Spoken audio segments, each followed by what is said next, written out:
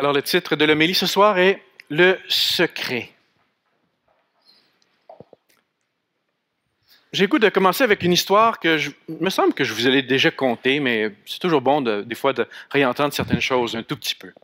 C'est un conte, une histoire qui se passait dans un monastère. Il y avait un père abbé qui était très, très inquiet. Il trouvait que ça allait pas bien dans le monastère. Depuis un bout de temps, le moral des troupes n'y était pas. Hein, les frères, il me semble que ça ne marchait plus, là. Le frère portier, il n'était pas très accueillant aux portes. Il y avait le frère cuisinier qui faisait la nourriture, mais c'était comme moins bon qu'avant. Il ne mettait pas de sel ou je ne sais pas trop. Il manquait d'épices. C'était pas très bon. Ensuite, il y avait les frères qui se retrouvaient à la chapelle pour prier, puis ça faussait. Ça chantait pas bien. Ensuite, ils trouvaient que la plupart des gens, ils faisaient trop de bruit en mangeant leur soupe. Hein? C'était bruyant, c'était pas agréable. Puis finalement, l'essentiel, la communauté manquait de charité, de force, de feu. Il ne savait plus quoi faire, le bon père abbé. Alors, il a entendu dire qu'il y avait un saint homme, un ermite qui était pas loin de là, dans une forêt. Alors, il dit, tiens, je vais aller lui demander conseil. Alors, il s'en va voir le bon père là-bas, là, puis là, il dit, peux-tu m'aider? J'ai vraiment un problème. Il explique la situation. Alors, l'ermite l'écoute comme ça, puis il dit rien. À la fin, il se lève, puis il dit, j'ai un secret à te dire. Mais surtout, dis-le à personne. Il semblerait que Jésus est caché dans ton monastère. Il est caché parmi tes frères. Le père abbé dit, quoi? Oui, Jésus est caché parmi tes frères dans le monastère. Le père abbé dit, mais c'est lequel? Il ne sait pas. Le père abbé s'en revient à la maison, se gratte la tête. Il va voir son assistant, il dit, j'ai un secret à te dire, mais dis-le à personne. Il semblerait que Jésus est caché parmi nos frères. Hein? Mais on ne sait pas c'est lequel. Alors, comme ça, tranquillement, le secret, semble-t-il, a commencé à se diffuser dans le monastère. Frère Portier entend dire ça, puis il dit, hey, ça veut dire que peut-être que j'ouvre la porte à Jésus. Wow! Alors, il a commencé à ouvrir la porte. Toi, il était accueillant, il était fin. Le cuistot, lui, dans le fin fond du monastère, il a dit, hey, je fais de la nourriture pour Jésus. Il commençait à mettre des petites épices qu'il gardait en secret, puis des petits plats. Puis les frères au monastère ont commencé à chanter, puis ils disent, hey, peut-être que Jésus change juste à côté de moi. Puis, hey, là, ça a commencé, la chorale, écoutez ça, là, ça a commencé à chanter, mes amis, c'était comme incroyable. Et finalement, le feu est revenu dans la communauté sans qu'on sache d'où ça venait. On ne savait pas qui était et où était Jésus, mais certainement qu'il était là. Alors, bien sûr, j'ai toujours aimé ce petit conte et de temps en temps, c'est agréable d'avoir une histoire comme celle-là qui nous montre que lorsque Jésus est présent, il y a quelque chose qui peut être transformé et changé, quelque chose qui est merveilleux. Il reste que dans notre vie, des fois la question se pose, il est où Jésus? Et peut-être qu'on se la pose de temps en temps aussi. Les journées, ça va bien, il me semble que c'est plus évident, mais parfois c'est plus difficile. Et c'est dans ces occasions-là qu'on a besoin de trouver où est Jésus. Mais en cette fête du Christ roi, remarquez l'image que j'ai trouvée, là, je la trouvais sympathique aussi. Il semble que Jésus a l'air d'avoir un secret à nous partager. Il a un petit visage un peu... il dit, j'ai quelque chose à vous dire si vous m'écoutez. C'est ça qu'il veut nous révéler ce soir. Un secret. Où est-ce qu'il est et comment on peut le reconnaître? Jésus le fait avec une parabole, avec une histoire extraordinaire. On l'appelle le récit du jugement dernier. C'est une mise en situation extraordinaire, solennelle et grandiose. Imaginez tous les peuples de la terre, de toute l'histoire du monde, du cosmos, sont tous là, réunis, et le Fils de l'homme siège pour juger. C'est un point de vue incroyable sur toute l'histoire du monde. Et c'est très, très, très fort.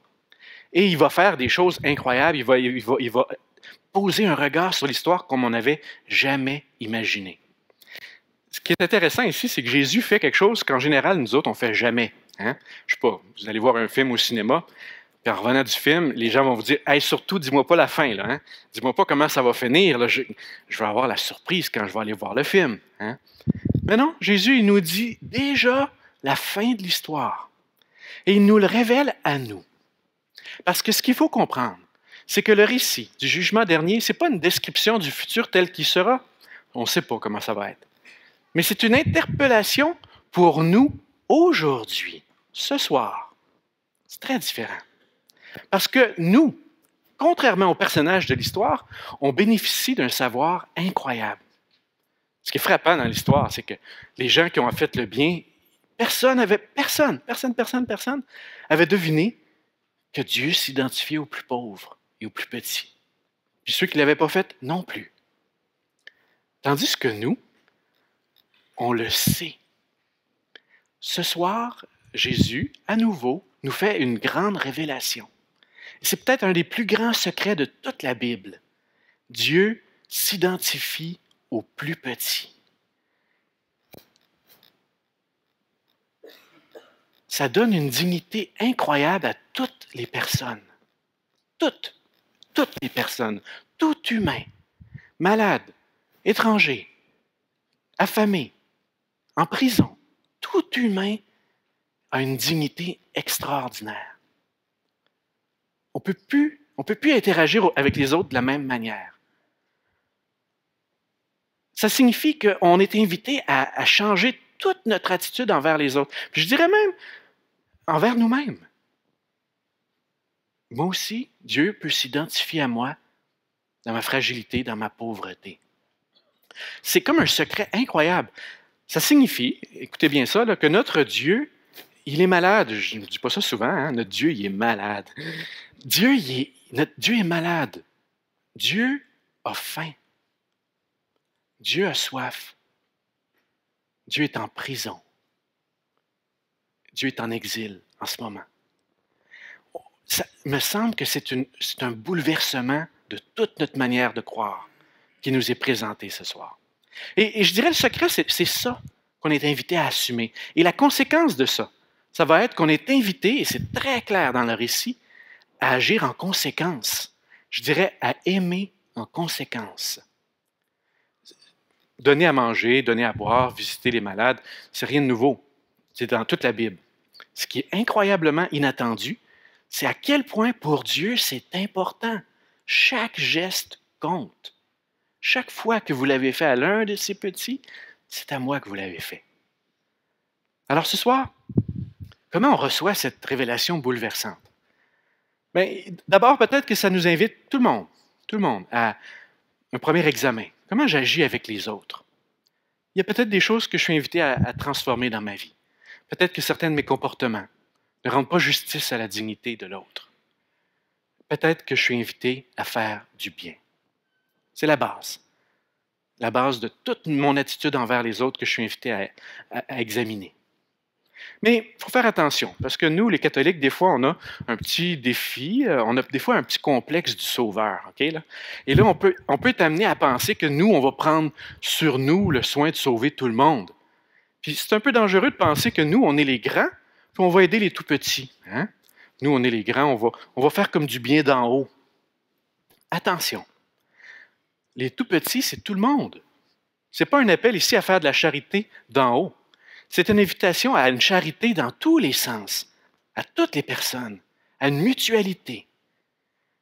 Et ça change tout. Je suis invité à reconnaître à la fois que je peux rendre service, mais aussi à ce que d'autres puissent me rendre service. Ce n'est pas si simple que ça. Apprendre à aimer et à me laisser aimer. Ça me paraît fondamental. Deuxièmement, il ne faut pas que ça nous paraisse comme quelque chose qui va nous écraser. Ce n'est pas un appel qu'on ne pourra pas personne tout faire. C'est ensemble. Ça aussi, il faut le souligner. Parce que le récit, c'est toute l'humanité qui est mise en question ici. On est donc tous invités à participer, mais on ne peut pas tout faire individuellement. Il faut le faire avec les autres. Et je dirais, troisième élément, toute personne peut faire quelque chose. Ça, j'aime beaucoup ça. Jésus, il fait ici ce que les Anglais appellent si bien de l'empowerment.